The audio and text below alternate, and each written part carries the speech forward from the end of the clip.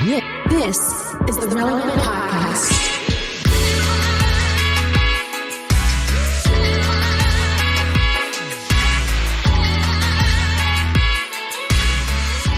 It's episode 1127, and it's the Relevant Podcast here in Orlando. I'm your host, Cameron Strang, and joining me from Loverland, Virginia, it's Jesse Carey. Hello, hello. From Nashville, Tennessee, artist, producer, mogul, Derek Miner. What it do? And from LA, you know him from Social Club Misfits, it's Marty. What's up? Do not be afraid, female listeners. Emily is joining us for Relevant Buzz in the next segment. So, just have to endure all the guys for just one segment. Sorry. Hey, this is our last show before Festivus tomorrow. December 23rd is Festivus. So got a lot of happy grievances, Festivus, everybody. I got some things I need to air out on this episode. Yeah, let's begin. It's going to be a 3-hour episode, and it's been one of those years, so buckle up. It has been one of those years. Earmuffs, kids. Yeah. We have a show. We figured it's Christmas weekend. It's a pretty important holiday to our faith, you know? So we thought we're going to go big or we're going home. It's the one. It's the one. So who better? George Clooney is joining us for today's show. We have George Clooney and the cast of The Boys in the Boat, which is his new movie that he directed. It's coming out on Christmas Day. So to celebrate Christmas properly, he wanted to join us here on the Relevant Podcast. So I've got a Christmas take that I want to toss your guys' way. I saw out on social media, I can't remember what platform, but I saw people griping about a Christmas pageant at like a mega church in Texas. I didn't do the deep dive Texas on mega church. They go wild. But I mean, like it looked like trapeze type of stuff. It was lit. It was Cirque Day, so Christmas. It was wild. It was like that Thanksgiving, 20 years ago that people look back on now when Creed was playing, and for some reason they had those like super buff dudes on like doing like the ribbon dances on the field, and there was a lot of backflips going. Take me higher, and it looked like the toes. You know what I'm talking about. Yeah. You know what I'm. And it was just like it was like the year after 9/11, and it was like we're back, baby. We are like America can't hold us down. Nothing will divide this nation. Nothing. And it was nothing. It was muscle men dangling from ribbons, doing flips, while Scott Stapp is just singing his hearts out. Wearing, I don't know if you guys know this, the Cowboys jersey he was wearing was a Scott Stapp jersey. Well, it was a custom. So he was wearing his own jersey? He was wearing it. He wasn't wearing like a Romo jersey or Des Bryant or whatever. He was straight up wearing a Scott Stapp Cowboys jersey. Absolutely. Okay. As he should be. And it was tucked into jeans, and his hair was flowing, and there was muscle men doing ribbon flips, and it was. Oh, you said it was tucked into his jeans? It was tucked into the jeans. And if you have a Stapp jersey, you got to tuck that boy in. And look, it was sold out Dallas Cowboys Stadium, like the heart of Texas, and all of America is eating turkey and just celebrating. Like this is where we are. I felt like the pageant, and I only saw a couple clips, but I felt like this is the Christmas pageant equivalent of Scott Stapp on Thanksgiving Day. And I saw a lot of people, didn't like it. For a variety of reasons. And I get Christmas is about, the humble arriving of the savior of humanity, born in a manger, not much fanfare happening. Parents on the run, all this stuff. And they say it goes against the spirit of Christmas. I don't really care either way. Do you guys have a take on whether churches should do these big elaborate deals? Well, I have a take on the Creed in Cowboys game. My take is okay, so when Michael Jackson performed at the Super Bowl, how big of a cultural impact that was to like African American to urban music. This was the white people version of that. You have people pointing their toes. You have muscle men. Finally, we've made it. You have like it was so patriotic. It was not patriotic, but it was patriotic because they had these guys with the trapeze, the muscle. We've all seen the video of Scott Stapp performing, and he's doing all these things, and he's like really into that performance too. He's like his arms. He's doing because he's not with anybody. He doesn't have any anybody else to like rely on. So he could just do this as much as he can he's not do. playing guitar. It's just him and a microphone. It's like a bowler, like a bowler when they get a strike and he can just by doing himself. The fist pump.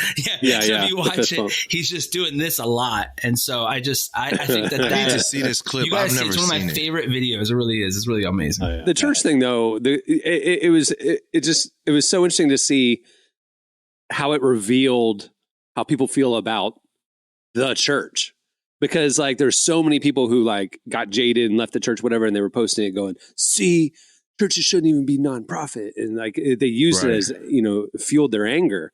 And then there was people going, this is hilarious. And then there's people going, why is Santa up there? Like there was so many people that were confused like about it. And then there's people who like loved it. It was just so insanely over the top. I don't get it, but that's why I don't go to that church. So it's fine. Facts. Each his own. I go to one every year. And this is like just like that. I go to one. My parents buy tickets for it. You got to buy tickets. And so it's at Fort Lauderdale. It's like they've won Tony Awards. It's such a big performance, and this person, what's the category? Best church pageant? Like, what's the Tony category? Best live performance. They have like famous people. Like they have they have straight up. It's First Baptist Fort Lauderdale. This is the story actually. A guy had gone to the church for years, and he was super wealthy. And he said, or actually, it was a woman. When she passed away, she said, "I want to give all my money to the pageant because I feel like it's such a beautiful outreach." And so she gave all the money to the church as long as they use it for the pageant, even though they do charge like $60 a ticket, but they have like, it's random, right? So like last year, $60. Yeah, $60. Well, my dad wants to do first class reservations. So he's in the very front. But last year they had, true story. Last year they had King of Country and Wayne Newton. 1 year they had like Dolly Parton, and they had like real actors. It's a whole situation. I love it. I'm not ashamed of it. I love the camels in the middle of it. They give hot chocolate. The money goes back into the community. It's one of those situations, but it is $60, and it's a really awesome. I love it. Someone's got to pay Wayne Newton. Someone's got to pay for King of Country and Wayne Newton to do a Vegas show in Fort Lauderdale. Now. I'll say this. I don't really have an opinion. I just don't really care. There's too many things to care about other than like a church's pageant budget. Right. But I will say I get uncomfortable at living nativities. I don't know about you guys, but there's a church in the front of my neighborhood and they do it. The main and it's like, so it's a manger scene, right? And there's people who are dressed up as if they are, Mary and the wise men, the whole nativity crew. But they always bring in, but who cares, right? Like no one's pulling over the car for that. But this is right on the main road. When people pull over outside? Yeah, it's outside. In Virginia in the winter? That's right. They're all bundled up. There's usually a fire going. But usually the crowd pleasers, they bring in a couple like camels and stuff. I don't know if you guys have seen a camel up close. That is a massive animal. And like, I don't like being around large animals. I just don't. Like, I don't like being around large dogs. Like, have you ever been in the ocean and a dolphin swims up? Like, there's tons of dolphins in Virginia Beach all the time. Dude, they're all fun and games. You get a 400-pound animal, wild animal in their territory. Like every time I'm at a living nativity, which is about once a year, I'm always thinking, dude, if that camel goes crazy right now, like we are in trouble. No one's stopping it. No one's like, if that camel just decides today's the day and I'm going to rampage. Jesse, help me out because I've never in my life seen a living nativity ever. Okay. So how long are they outside? Like hours. All like evening. All night. Yeah, you sign up for the whole shift. Yeah. Yeah. If I'm being honest with you. All night. Wait a minute. Hold on. Yeah, let's run it. Let's do it. Some clarity. Let's get some clarity going for Derek. So this is exclusively white. Like so. Well, technically they're Arab, but yeah. Yeah. No. You talk about Jesus is Arab. The characters, yeah. Yeah, they don't know, but I'm saying real people are living nativity is exclusively white. This is Virginia. This is not happening anywhere other than white neighborhoods. So I need to be educated. Yeah. So, people are taking shifts all day. That's right. So there's people that are 24/7 around the clock. Usually it's in the evening. Usually it's in the pretending evening. to It's be evening. Jesus. I would say Like a 4 or Mary, 5 hour and window. Joseph. It's like a 5 hour window. Yeah, but yeah, it's kind of like 5 to 11. Like we're doing it this evening while everybody's out looking at Christmas lights. They'll stop by the church and remember. And so if you sign up for, if you're wise man duty, you're on, man. Like you're kind of milling around, and that's the thing. They don't really talk. They just kind of mill around. they're standing there. Yeah, they just Like, kinda I don't get the stand point. there. This is crazy. They don't act or anything. I don't get the point. There's no speaking parts.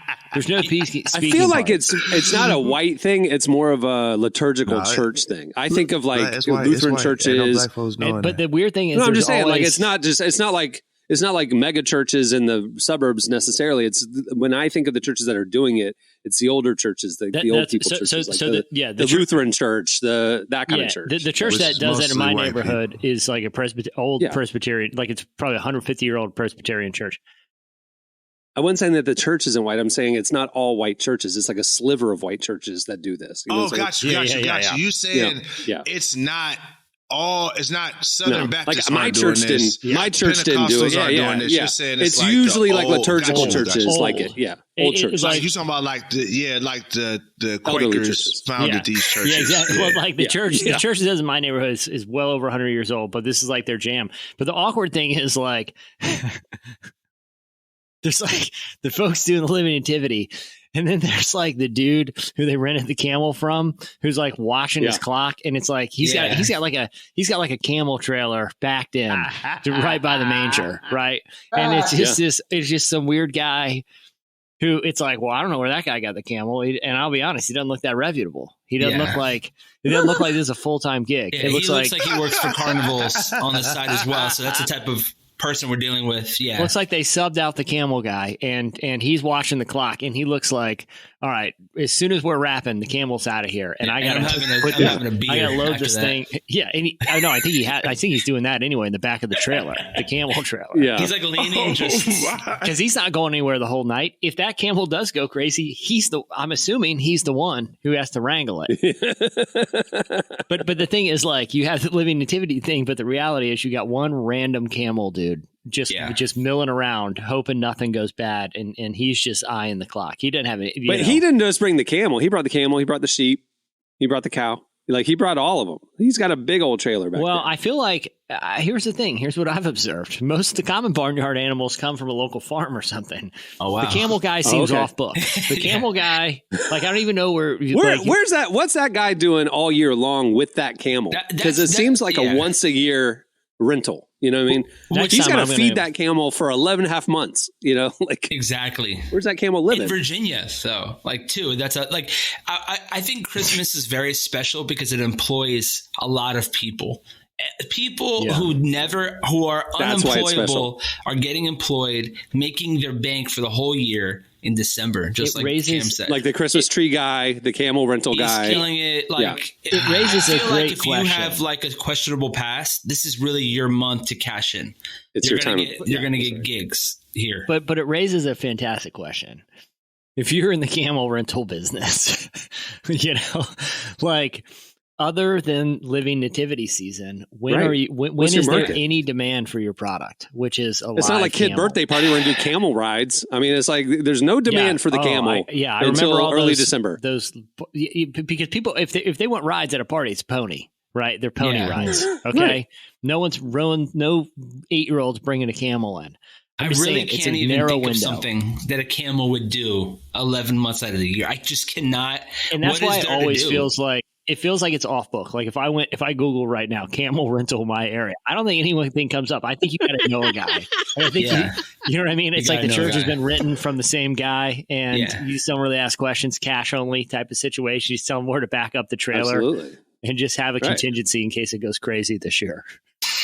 He's got like one of those like tranquilizer darts in case the camel gets a little. That's all. He's got That's it it. aimed up on. That was all the Yeah. training he got. Yeah, that's all he got. Yeah. He got the gun he got illegally. I love this podcast. I wouldn't have known half of the things in the world exist had I not been with you guys every week. Like, this is the best. Like, I can't think of like, dude, you wow. can. I'm sure in Nashville there's some old person church that has a living nativity. It has You can to Google be. it. You can Google it. Just go see it. I'm Expose gonna your kids see to one it this week. Yeah. If I I'm had to going rank see one this cities week. in the United States that are most likely to have the density of living nativities with live camels, Nashville is top 5. Like, I'm no Googling question. it right now. Yeah. I'm Googling it right now. And then I also love the Christmas carolers, by the way. They've been coming out a lot recently. And here in California, like real life, I've never seen them in my life, real life Christmas carolers. I And do they not dress in enjoy it at old-timey all. outfits. They dress in old timey. They dress like Puritans. They dress like Puritans. I love it. Yeah. Like, Oh, they do? They wear the Woodmont costumes? Where'd you get that Woodmont outfit? Christian Church. There you go. They Woodmont have a Christian living Church. nativity. Ain't not one person that looked like Jesus on this nativity either. Well, it's a baby. Derek, is there live animals? I'm looking to see right now. I don't see any. They've spent their budget on live animals. That's the thing. They spent all their budget on hay for the manger. They couldn't afford the actual camel. All right, well, let's move the show along. Stay tuned. Up next, Emily joins us for Relevant Buzz. Come on and deck the hall with boughs of holly. Listen, baby, deck the halls with boughs of holly. Fa la la la la la la.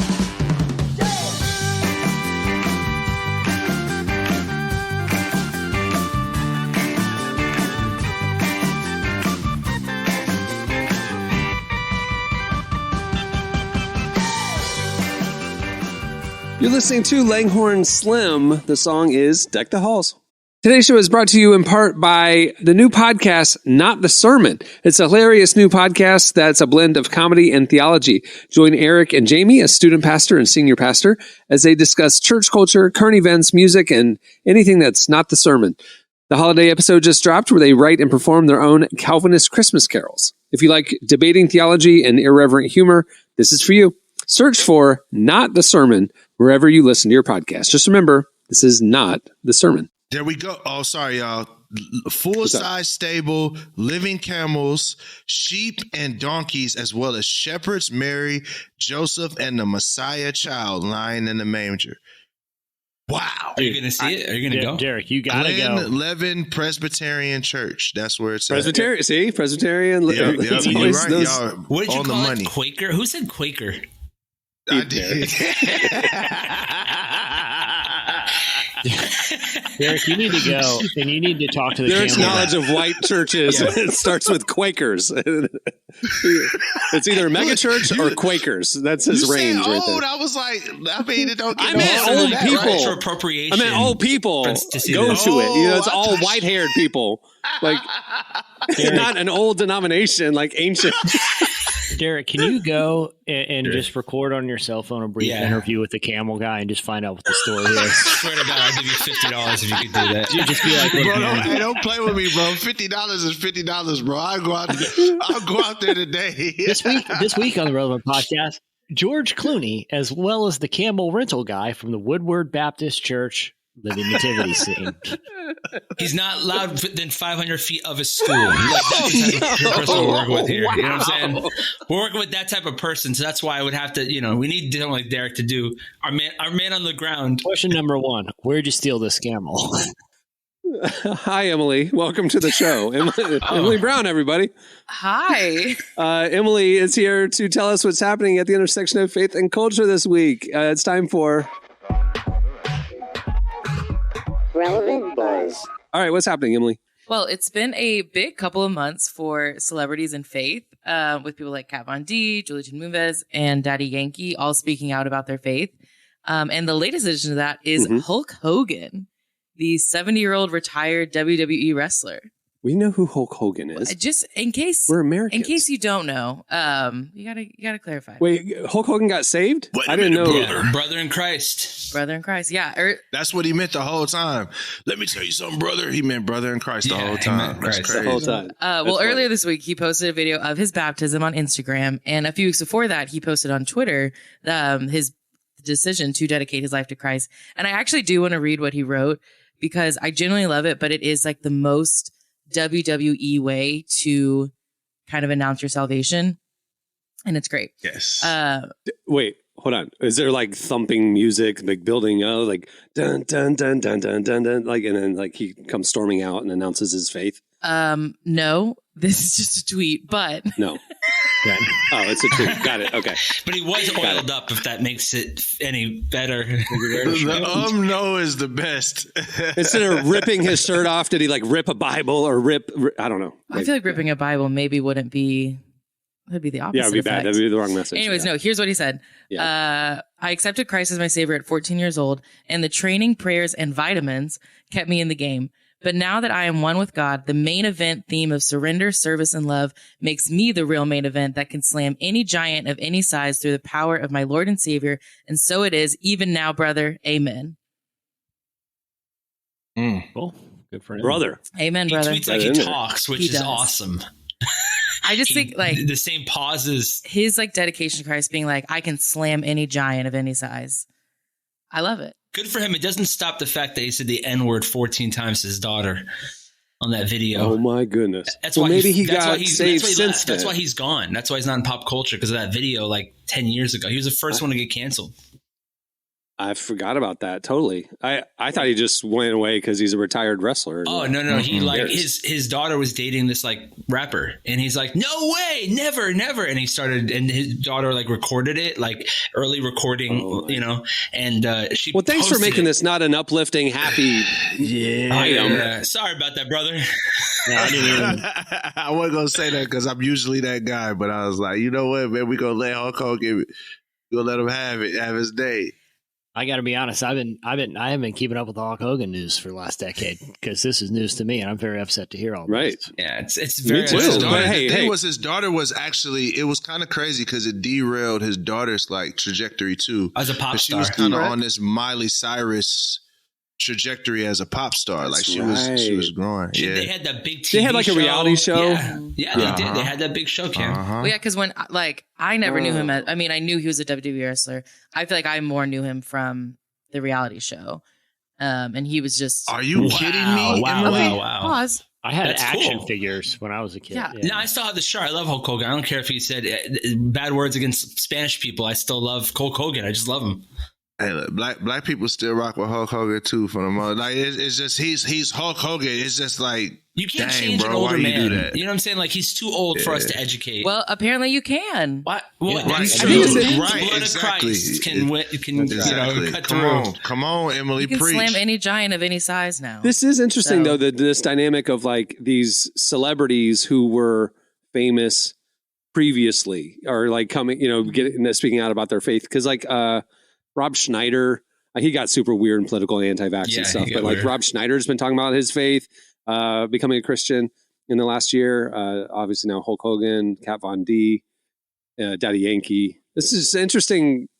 How about the up and coming people? How about the actual famous people now? Not the people who were famous 10 years ago. Give us some. We don't want D-list celebrities. I wanna see. Give us some You gotta A-listers. start small. Here's what I want. Because Christian culture is often a retirement home Mm. for a lot of people. Bro. It's- I mean, I'm that's kinda what I was sorry. implying. I'm I mean, yeah, I sorry, know. but Speaking of it's which. true. Speaking of which, Yeah.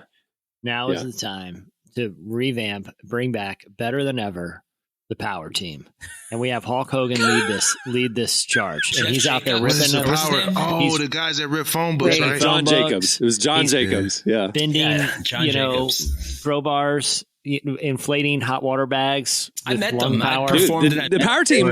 They were closing out a show that I did once, like a couple years ago.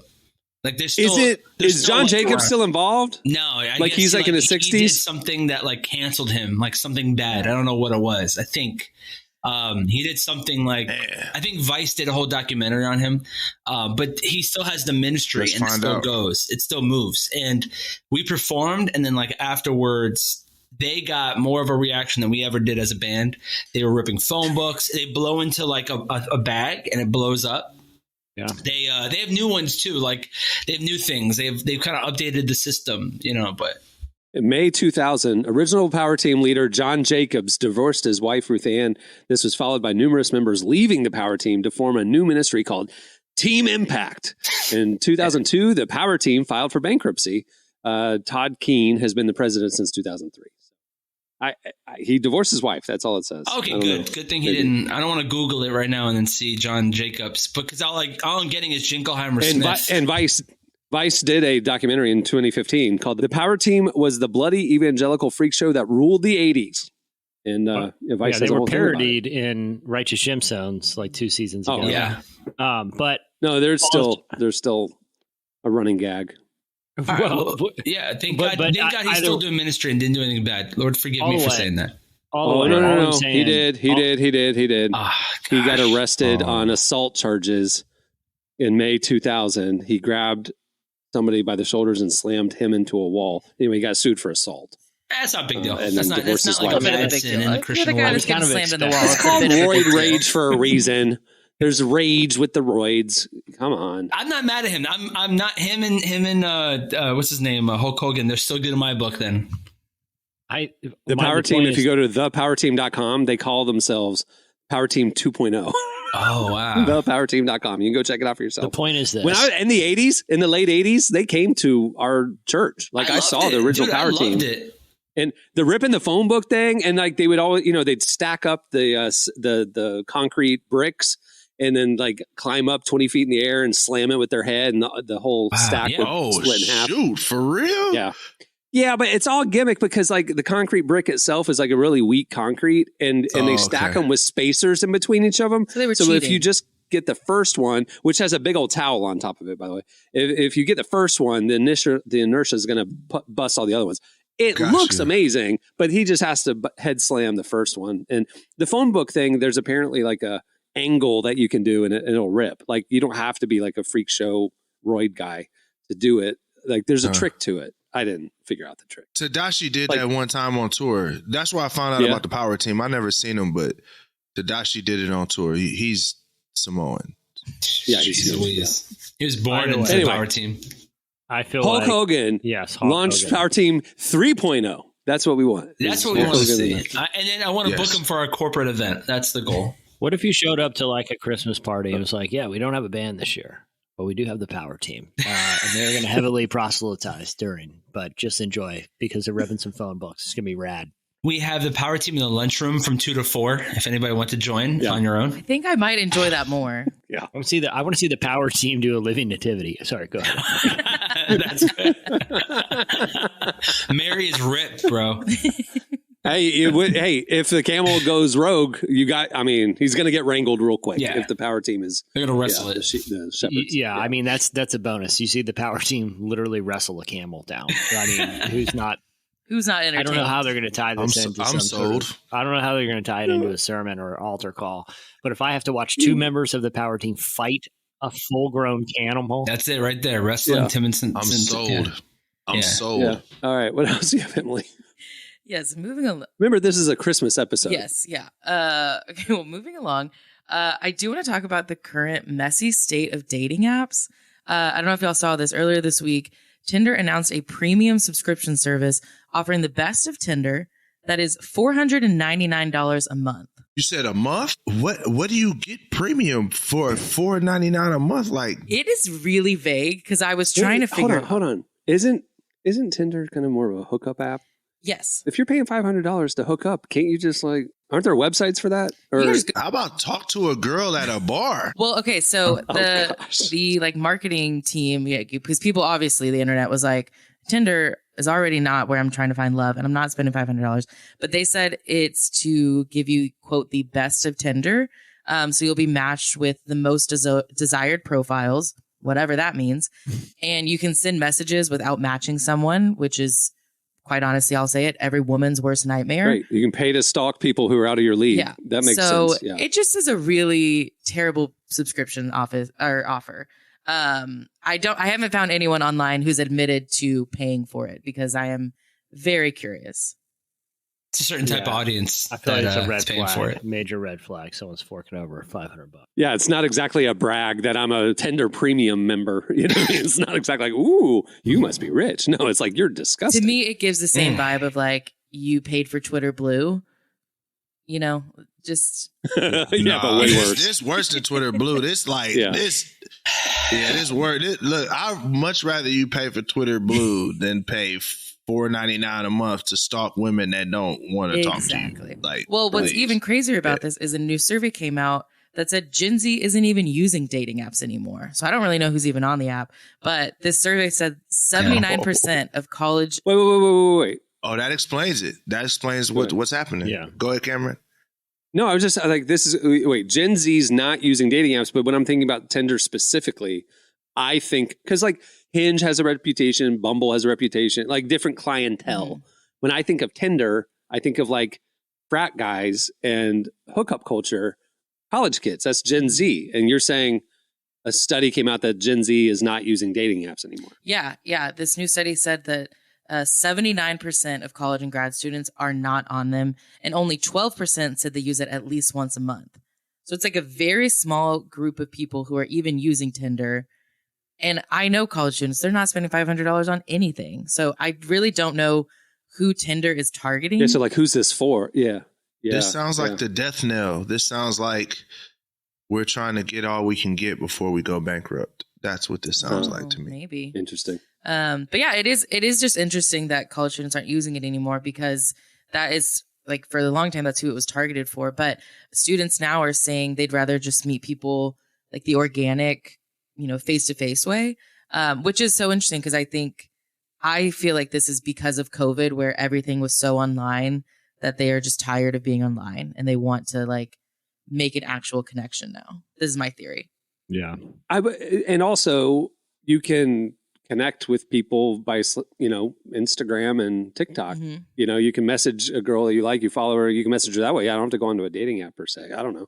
Or you could just do the old fashioned way. Just show up to the Living Nativity and see what kind of lovely church going singles have to. See who they casted for Mary. Okay. Yeah, she's a virgin. Yeah, you're right. You stole my joke, man. I was setting myself up for that. You killed it. All right. What else you have? Last thing, it is Christmas, so I do have something Christmas themed, I promise. It's also 2023, which means we have a Christmas-fied version of I'm Just Ken, the Oscar-nominated song from Barbie, sung by Ryan Gosling. We've actually got a clip of it here that we can play. 'Cause I'm just Ken, anywhere else I'd be 10. Is it my destiny to live and die a life of fragility? I'm just Ken. All right, Mark Ronson. Christmasifying.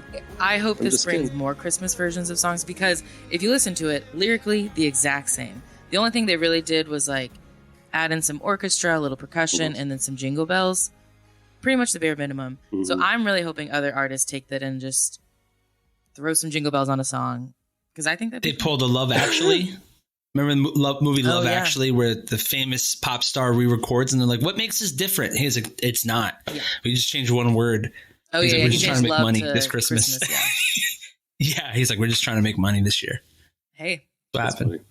It has 1 All million right. views in like one day. It's crazy. That video's blowing up. All right, there you go. That'll do it for. Relevant Buzz. Check out relevantmagazine.com every weekday, where we are covering the intersection of faith, culture, and everything in between. Thanks, Emily. bye guys. Stay tuned. Up next, George Clooney joins us. Choirs will be singing silent night, Christmas carols by candlelight. Please come home for Christmas. Please come home for Christmas. If not for Christmas, by New Year's night. Friends and relations. You're listening to CeeLo Green. The song is Please Come Home for Christmas. Well, today's show is brought to you in part by Relief and Development Organization Mennonite Central Committee. Have you started Christmas shopping yet? Sometimes the best gifts are the ones that can't be pulled off a shelf. This season, ask your friends and family to browse Mennonite Central Committee's Giving Guide, which is full of gifts like clean water and school meals for people across the globe. You can even give someone in need an eco-friendly stove or a bicycle. MCC's Relief, Development, and Peace work bring hope to people in the name of Christ. Visit mcc.org/give-now to find Christmas gifts that change lives. Again, mcc.org/give-now. Well, today's show is brought to you in part by Living Water International. This holiday season, ignite hope with Living Water. Join the global movement working to solve the urgent water crisis affecting 703 million people. Living Water is bringing clean water and the transformative love of Christ to millions. Right now, your generosity can create 5,000 new beginnings for those without safe water worldwide. Be a catalyst for positive change, one person, one community at a time, building flourishing communities, thriving children, and conquering despair with hope. Make a lasting impact at water.cc/50, where your support transforms lives and ensures a brighter future for all.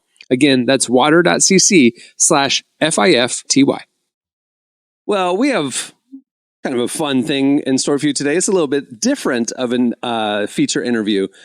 On Christmas Day, the new film The Boys in the Boat drops, and we've got the stars of the film and its director, George Clooney, joining us. We spoke with all of them about creating the movie and why we need to hear the inspiring true story of an Olympic rowing team now more than ever. Now, a little behind the scenes note. The interviews, it's actually 2 interviews, so we're going to split this segment into 2 parts for a better listening experience. So first up, you'll hear our conversation with George Clooney and Joel Edgerton, and then we'll speak with Callum Turner and Hadley Robinson.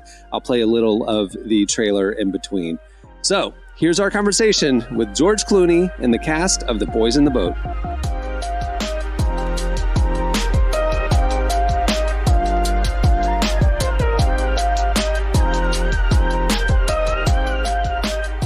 George, I wanted to ask you, what was it about this story that made you want to be a part of it? I like sports films in general.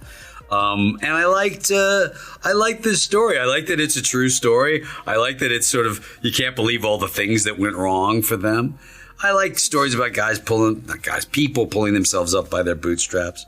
I like the romance of it. There was just a lot to it. It felt like an old fashioned movie. And I sort of gravitate towards those kind of films. Do you have a favorite sports movie? I have a few. I would tell you that I would watch The Natural from the beginning to the end anytime it's on TV. Love Hoosiers. I think it's a masterpiece. There are quite a few. Pride of the Yankees with Gary Cooper. There's a bunch of them I like. Okay, I got to add some of those to my list. That's good to know. Yeah. Joel, I want to hear from you. Why do you think this is a story that people need to hear today? Look, coming out of the period of COVID lockdown when I was in Sydney, I was sort of craving watching a kind of movie like this, and luckily enough I'm in the career that I could then participate in being in one. But, there's something about that period that's a good reminder, I think, that when things go bad, when chips are down and when adversity hits, people with nothing become the most helpful to each other. And it's a really great lesson that I think our core values as a human being is that we want to be together. We want to, cooperate, and we want to help each other. And sport is one of those things that, it stands above politics. It stands above so many things that divide us and unifies us. And I think sports movies make us feel good. And I think it's really important that every now and then, you get to see something that reminds you that human beings are actually at their core really, really decent animals. There's also a great coach, Jim Valvano, NCAA coach, who he was quoted as saying, "Every single day, ordinary people accomplish extraordinary things." And I think that's an important thing to remember. These people weren't supernatural heroes. They were just ordinary people with great drive. And so that was pretty fun. I loved that about this film too. Like I just always love a good underdog story because I think that's something that so many of us can relate to. I'd actually love to hear from each of you. Have you ever felt like an underdog, and how did you overcome that? I always feel like an underdog. Yeah. I feel like as a father, how can I be a better father? How can I be a better partner? How could I be a better actor? How could I be a better writer? I feel like we're all secretly walking around with one voice that's whispering in our ear that we can't do stuff, and that we got to find it in us. I think that's why I believe we just relate to the underdog because we are the underdog, all of us in some ways. There's also a funny thing for actors in general, but you can go through the list of almost anybody.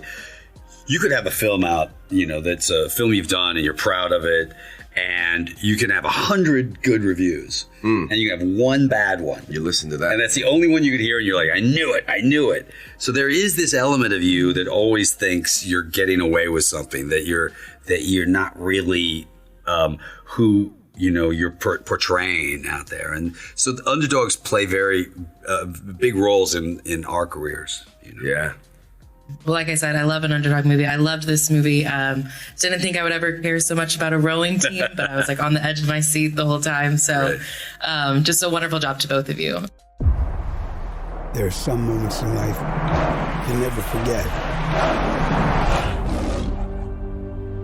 The Depression hit everyone hard. No jobs, no food. We were broke. Looks like you still owe a balance on this semester. So what's that about, making some money? Yeah, the rowing team. You're on it, you get a part-time job included, cheap place to live. 8-man crew is the most difficult team sport in the world. The average human body is just not meant for such things. Most of you will not be chosen. Beautiful speech, Coach. You're announcing the team today. Are you going to make it? We rode out of need. Come on, boys. The need to stay in school, the need to eat, to sleep. We gotta keep these, right? As long as we stay on the team. Washington Huskies coach is bringing an inexperienced vote to the competition. They said we couldn't compete with the richest schools in the nation. The Washington vote has taken the lead. Washington has done it! I got 9 seconds under the course record. Olympic year this year. Olympic year? I didn't realize. That bunch of kids rode like no one else that's ever come through here. Everybody else tires and it just gets stronger. We have a boat that I believe could qualify for an Olympic spot. Hope you know what you're doing. They said we couldn't beat the Germans. We gotta beat those other schools first, but Coach says we have a shot. Maybe we can row as a team. If you guys don't get yourselves figured out, you're not racing at all. The boys, that boat. Sorry, guy. But they didn't understand who we were. Let's show them what's in this book. I don't believe what I'm seeing!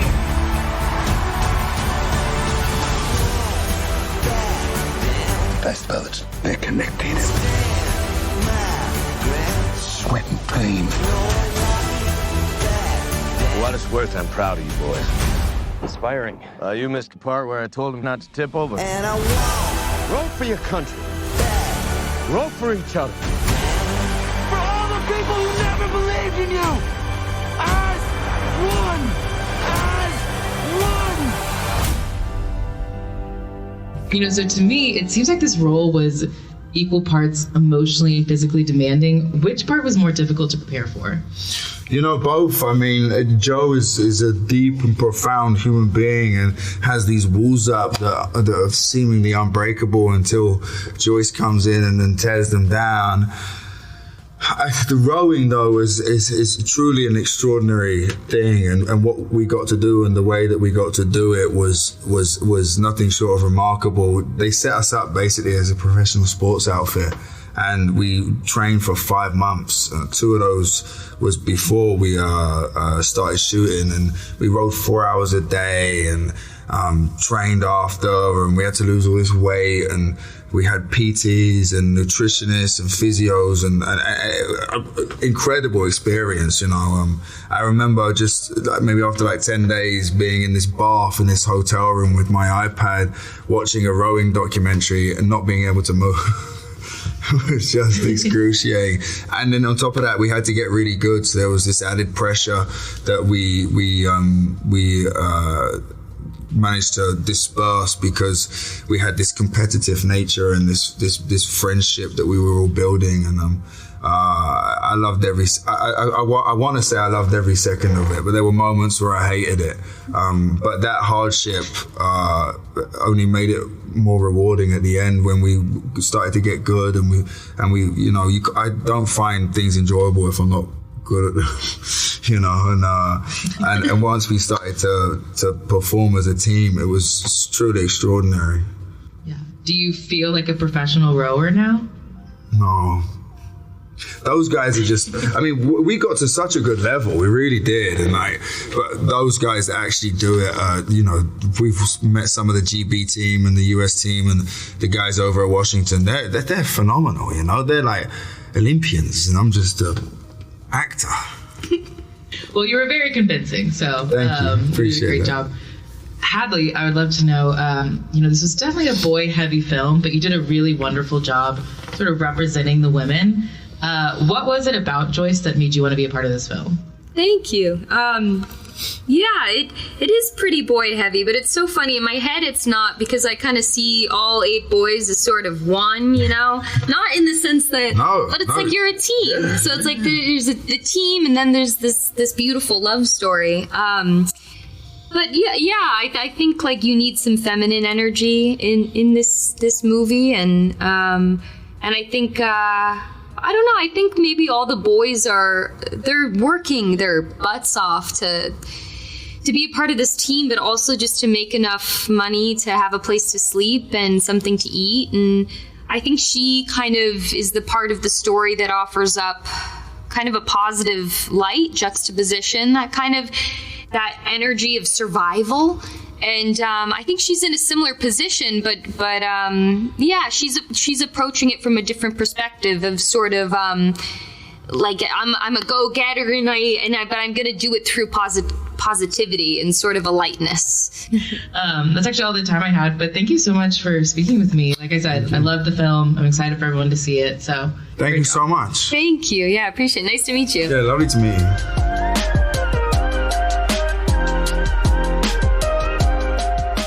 That was George Clooney and the cast of The Boys in the Boat. Make sure to check it out. It's opening on Christmas Day everywhere. All right, stay tuned. Up next, it's your feedback. Have yourself a merry little Christmas. Let your heart be light. Next year, all our troubles will be out of sight.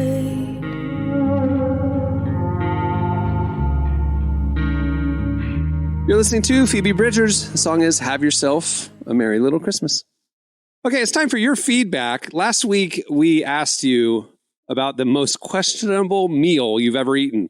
Jesse had eaten some theme park sausages before going on a roller coaster, and we questioned the sampler. Yeah.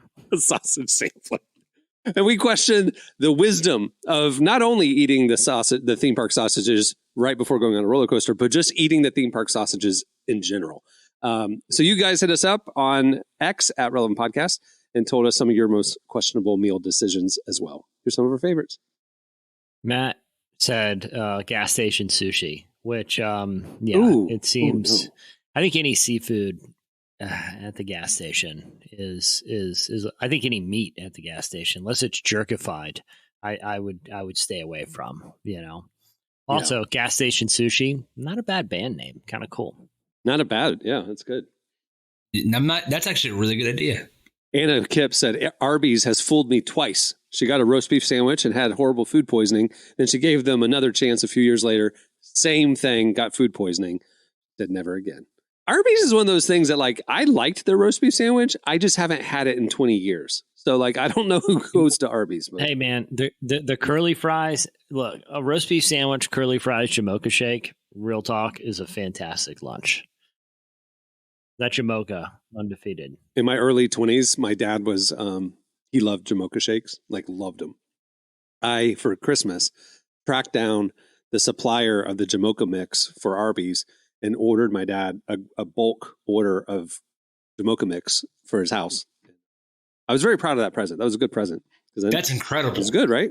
Yeah. That's he really liked it. That means that your love language is probably gift giving if you're that good. You're at that level. Black market Jamocha mix. Yeah, you're at the top level of that. We are overlooking the best one here. Let's hear it. Tell me. There's a bunch. Karen Stepko. She says the most questionable meal I've ever eaten happens to be at Christmas dinner at a parishioner's house. While we were waiting for dinner to be ready, another parishioner invited me to try homemade apple juice he had bought. When I complimented him on how good it was, he said I added peroxide to it to kill the germs. Then, when our hostess began carving a turkey, she discovered that it was not yet fully cooked.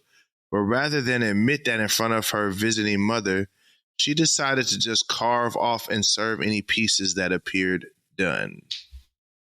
So the peroxide-laced apple juice and the salmonella turkey. Jeez. I think, Karen, you won. Yeah. I was at a friend's house one time, and he had multiple grandparents over for a very fancy dinner, and one of the grandmothers was in charge. And the chicken, when it came out, was like breaded, right? Baked, clearly pink throughout the insides. Ugh. And no one wanted to tell the grandmother, who had spent a tremendous amount of time on this whole meal. It was one of those moves where you just cut it up and move it around the plate. You know, but it was the big pink chicken scare, you know. Yeah, you don't play around. Not me. I got to say something out loud. I got to be like, "What is?" I'm wasn't my grandmother. Disruptor. This wasn't mine. This was a friend's house grandmother situation, and you could tell there was a lot of tension. You could tell this might have happened before, and when somebody said something, it created a whole family incident. That was the read that I had. You know, say something or die. What's that old commercial as a kid? Say something or die. When it was drugs, well, now it's for grandma's turkey. Now say it's for something or die. meats. So it was the grandmother that made the turkey. That's usually grandma is the one that got this. To learn. She didn't. I don't know if she ever learned her lesson. I think she's been eating the pig chicken. She didn't kill herself by doing it. Yeah. Amy Ewing said it wasn't a whole meal, but it was an international appetizer that looked like a chocolate-filled pastry. So she was excited. She took a huge bite. Turns out it was a plantain stuffed with refried beans. So maybe that'd be fine if I know what it was, but when you're like thinking it's going to be a chocolate pastry, I'm trying to find what culture that's from. Off camera. What is that from? Is that not, though, the worst sensation is like when you went to go grab a bite or sip of something and you're expecting something dramatically different? Like, you know what I mean? Well, it's like Michael Scott at the Diwali party on The Office where he bites into the thing and he goes, "This is the worst s'more I've ever had." And she goes, "It's a samosa." And he said, "Do they have s'mores?" Because he was thinking it was a s'more. It's a samosa, which is right. So very growing different. up, my mom, and maybe other people believe this, but my mom, it's like an old wives thing, tale thing, and maybe it's legit.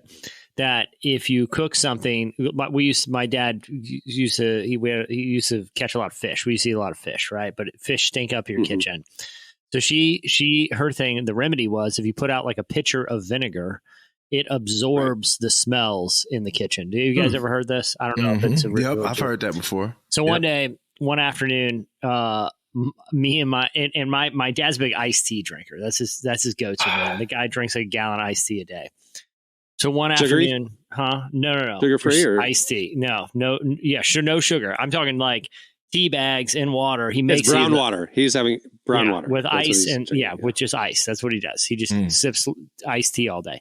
Anyway, one day we're out playing basketball, and on a hot day, and you guys know basketball thirst is a different level of thirst. Like if you're out there hooping for a couple hours in the sun, you're not just thirsty; you get famished. Like basketball thirst is different, right?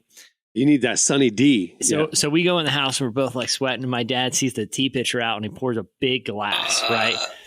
And he takes it I'm gulping down a drink. He takes 3 big sips and goes, "Gah!" I thought he was having a heart attack. I'd literally heard guttural sounds like he's going like wigging out, and I thought my dad is having like stroke or something. Like he had poured a giant glass of vinegar because my mom had left it in like the pitcher. That's great. It was so hot that you're all you're thinking about is I gotta get hydrated, and he's pounding. He's thinking and it's the perfect color too, and he got like 3 gulps in before it hit, and then it's like just chugging vinegar. My mom came running in. He was probably so mad at your mom. Yeah, he was probably so upset at her. So upset. It was her fault. But it wasn't her fault. She didn't do anything wrong. It was her fault. Dude, I literally thought he's having a heart attack, right? He said this is some kind of weird medical thing. Like it. How old are you? 14. Those, as a 14-year-old, those like it's like the first time you've ever heard your dad do something like that. So it's like jarring. Like, what's happening here? You know. The only other time I had, and Cameron, you've heard this story, when I first, I lived in Florida for a while after college, and I moved to Tyler Clark, who OG listeners will remember, but he worked at Relevant for a long time.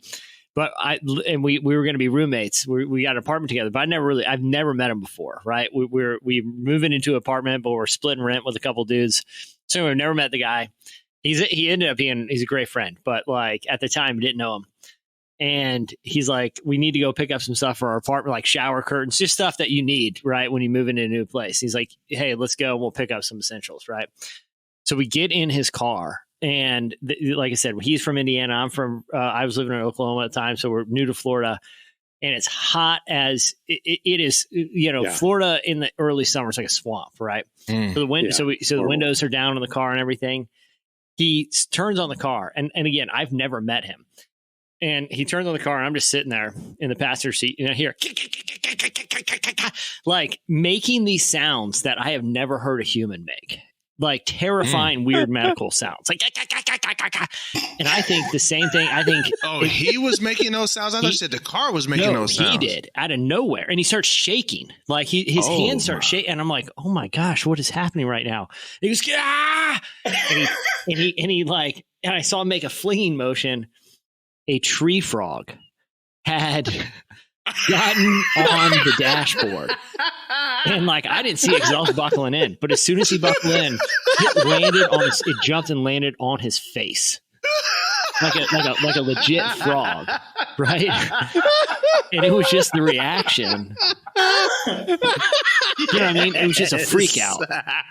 Because like a toad or something in Florida wouldn't, it'd ricochet off you. A tree frog like sticks on you, you know? It's a frog on and I don't see it. You know what I'm saying? Like, I don't see it. It's on the other side. Oh my God. I just see, all I see is like a freak out. I'm like, dude, I just moved into this guy. That's so funny. I'm going to live with this guy. And he's having some kind of freak out in the car, man. Poor guy. Tree frog right to the face. Oh man, that's crucial. That is crucial. Really funny. What does that have to do with weird meals? I don't know where it came from. Oh, your dad's reaction to the vinegar. Yeah, I'm just saying it's very disturbing. It's like, how do we get to tree frogs? Oh man. Okay. That'll do it for your feedback. There's more. You guys have eaten some gross stuff. That is for sure. All right, it's time for this week's editorial question of the week. So this is our last episode, obviously before Christmas, because it's in 3 days. Listeners, next week, right before New Year's, we'll have an episode for you. But this question of the week will be in the first week of January. So for this question of the week, we want to know your predictions for 2024.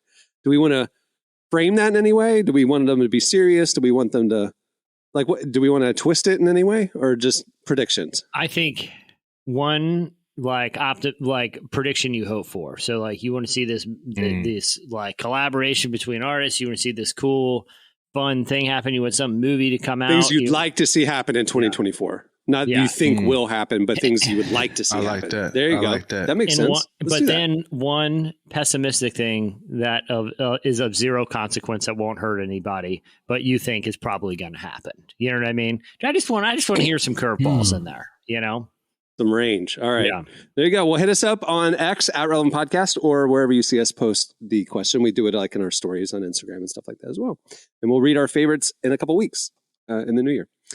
Well, before we wrap things up, I want to thank George Clooney and the cast of The Boys in the Boat for joining us today. Make sure to go check out the movie. It opens on Christmas Day. We've seen it. It's great. It's inspirational. It's moving. It's perfect for the family. Underdog story. If you like Rudy, if you like Remember the Titans, all the classics, you'll love this film as well. So go check that out. Also, even during the holidays, make sure to check out what's happening at relevantmagazine.com, where we are covering the intersection of faith, culture, and everything in between. A lot of great content, a lot of great stuff. You can sign up for our newsletter to get the top 5 trending stories sent to your inbox every weekday morning. You can also follow us on all the socials. We have some pretty exciting stuff coming in the new year. Can't wait for you guys to see it. All right, on that note, we'll wrap it up. I'm Cameron Strang. I'm Jesse Carey. I'm Derek Miner. I'm Marty. We will not have a Tuesday show. We will see you next Friday to wrap up the year. Don't miss it. It's a great one. All right. Merry Christmas, everybody.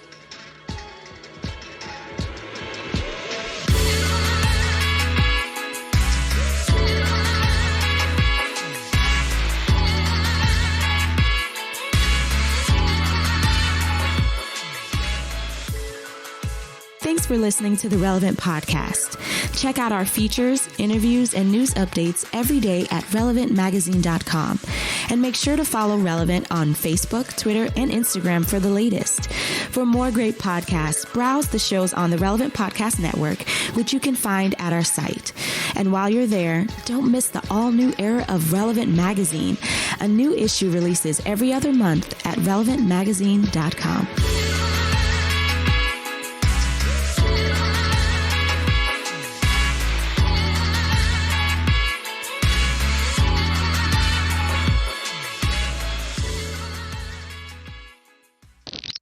Question number 1. Where'd you steal this camel?